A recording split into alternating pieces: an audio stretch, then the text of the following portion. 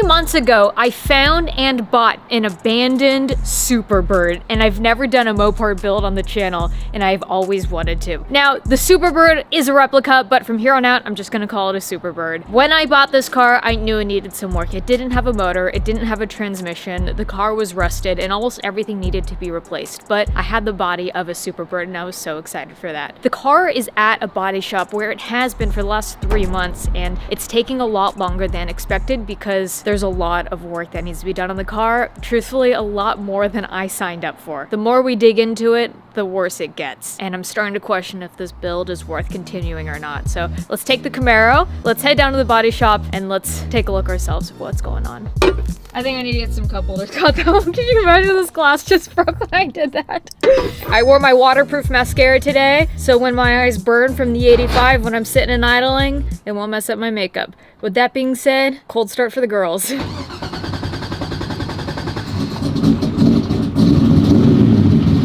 Now, my fuel center isn't working. I'm not getting a reading, so I'm gonna go top off on some E85 right now on my way to the body shop. This car just died on me, and it won't start.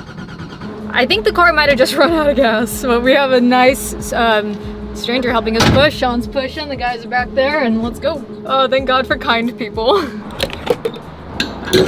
It's a really good thing on the way to the gas station I was just babying it and didn't do any tunnel rips, because I would have been stranded a lot sooner than literally right there. I think I gotta get the fuel gauge working on the car.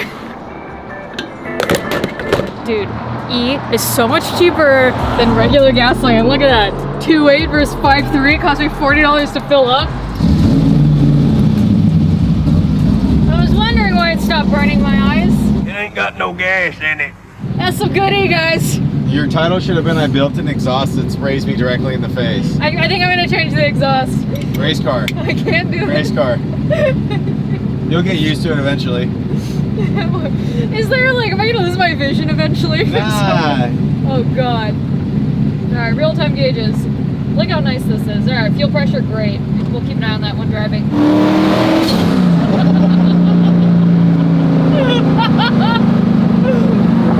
That wasn't even a red line. It's skidding. Now, speaking of buying an abandoned Superbird, before buying any car, I always get a vehicle history report to make sure that there are no hidden surprises that I would regret later. In order to do that, I turned to today's sponsor, Car Vertical. I can't stress this enough. You should never buy a vehicle or sell a vehicle without getting a car history report, and that is what Car Vertical is used for. Car Vertical is a service that provides vehicle history checks in more than 25 countries with super intuitive and easy to follow reports. Their reports can show if a car had an accident in the past, if its odometer was rolled back, whether or not it was stolen. It may even show pictures of how the car looked after the accident or from an auction, and many other useful things. I'm in the market for a Hemi. Not pre-built to stock, but for the Superbird. I was looking at a couple cars at auction. Of course, I had to run a Car Vertical before bidding. I am in the market for buying a salvaged Charger or a Viper. So that's when I will go to Car Vertical. All I have to do is enter the VIN number and get a report. It's as simple as that. And you can get 10% off instantly if you use my code. I need to know that the motor and drivetrain are good. Looking at title check, it's salvage title. Glad I checked that. I already knew it, but even if you're buying a clean titled vehicle, you always want to run a report. You never know. It's also really cool that you can always check the specs and equipment, so I know exactly what specs this car has. Down here, I have the timeline of all the records of ownership and title changed, as well as take a look at this. Crashed it, sold it, title changed, now it's for sale. So, go check your car or one you may be thinking of buying with Car Vertical. Hit the link in the description below or use code Amelia for a 10% discount and thank me later when you save money on the car you're about to buy. Or save a lot of money on a huge mess you shouldn't buy. Speaking of cars you shouldn't buy, let's get back to the Superbird.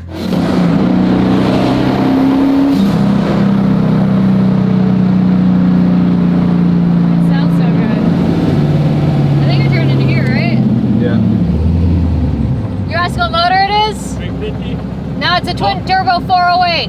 Oh, hey. Yeah. Got the big cam. Yeah. Cam, hey. Sounds nice, doesn't it? I'll rev it if you want to hear it.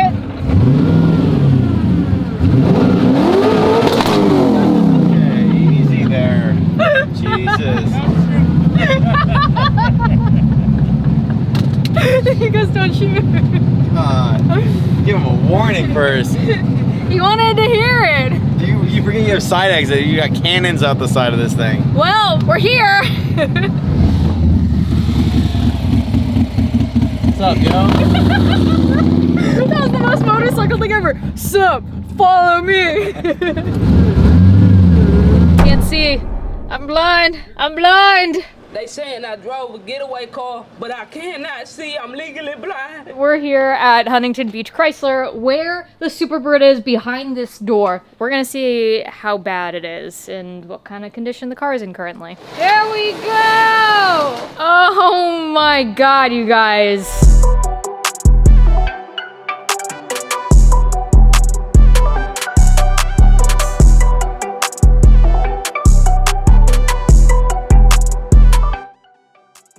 3 months ago, my buddy Baker called me saying he found this abandoned Superbird and offered to sell it to me, and that's how we are here today. We don't know how long this has been sitting, but based on all the rust, this Superbird has been sitting for a very long time. The car needs a lot of work, and just about every single square inch of this car is gonna have to be replaced. By looking at it, you can see this has been replaced, this has been replaced, the quarters have been replaced, and upgraded to a 1970 quarter. Before it had the 69, so it didn't have the vents in it, and it wasn't true to what the Superbird was. We need new taillights, new bezels. You can see some rot repair that was done here. Not to mention, while we were here doing the fab work, Greg over here at Huntington Beach put in mini tubs so we can at least fit a fat nasty tire, because you guys know me, you know I love my horsepower. Gotta have wheel tubs, right? Yeah, of course. Better him than us. It took us so long to do the mini tubs on the Camaro. Finding a new trunk lid for less than $3,000 has been so hard. The trunk? It's not that it's bad, it's that it's completely the wrong piece to fit with the 70 rear. And you can see all of this has been replaced inside of there too. And with... Sounds like a BMW. There's also a lot of things that are hard to find and purchase, like these rear quarter extensions. This was such a hard piece to find. As we continue to walk around the car and we continue to look, the worse it continues to get. Like, this whole rear glass channel is all rusted, so in order to do this build right, we have to replace it. We have to fix a lot of this. Basically, the only thing we're not replacing is the roof. This door is probably gonna stay, but on the other side, this is the wrong window. They put the wrong window in the door. So the windows have to get replaced, all the glass. We're basically keeping the doors and the roof and windshield wipers. And the inside. So Greg has put in so much incredible work. All the floors have been replaced. They're no longer rusted. You can see the mini tubs from back here. A couple rotten pieces were replaced as well. And of course, we're gonna need all new interior, but one step at a time. We're also gonna need new brakes, a new rear end, a new motor, because as you can see, there isn't even one inside of the car. You guys can see the primer inside of the engine bay. Those were holes and rust that were also cut out that have been replaced in order to kind of have like a super clean engine bay when this car is done. I'm really trying to have this done perfectly. It looks like a mess right now, but we're putting in a lot of time and effort to make this look like it almost rolled off the factory lot, just with significantly more horsepower. Mine might be a 1,000 horsepower wide body Plymouth Superbird. Others might be different. This fiberglass isn't a perfect fit, and something tells me that no matter what through the rest of this there's a lot of work that needs to be done on this. What I was saying was, I think I'm forever gonna find sand in this car, no matter what, even when it's done. But I see there's some work that needs to be done in order to get everything mounted correctly. You break, you buy. I think I already bought. Oh, yeah. Let's raise the car up so we can look underneath, because it only gets worse from here. I'm dumb, but I'm not an idiot. When I bought this car, I did look underneath it to make sure that all the structural pieces were okay. I did know that there was a lot of rust under the car. So let me show you how bad this rust is. Basically, anything you see with primer has been replaced because of rot. I feel like I'm looking at some like Pirates of the Caribbean undership. Rot, rot, rot, rot, rot, rot, rot, rot, rot, rot, rot, rot, rot, rot, completely replaced and rot. This whole rear end's gotta be replaced. The suspension's gonna be replaced. The leaf springs are gonna go. We're saying goodbye to that 18th century buggy suspension. And as you guys can see at the front too, all this is gonna have to be replaced as well. New suspension up here. We're probably gonna have to cut out these buckets for anything modern that's gonna fit this car too. So like I said, just about every inch of this car will have to be fixed, replaced, or hasn't been fixed or replaced yet. Everyone's been asking for updates on this car, and this is what's going on. My vision for this car is a Resto Mod Superbird with some Hartford custom touches. So I think you guys, you know what that means. I do need you guys' help with something though. Do we go with a supercharged red-eye engine, or do we go with an NA V10 out of a Viper? I don't know. Either way, it's getting a T56, but let me know on engine because I'm torn. Red-eye or V10 from Viper, what do you actually think? Modern Hemi. I think it'll have more of that old school sound. Yeah, but... Except for the what?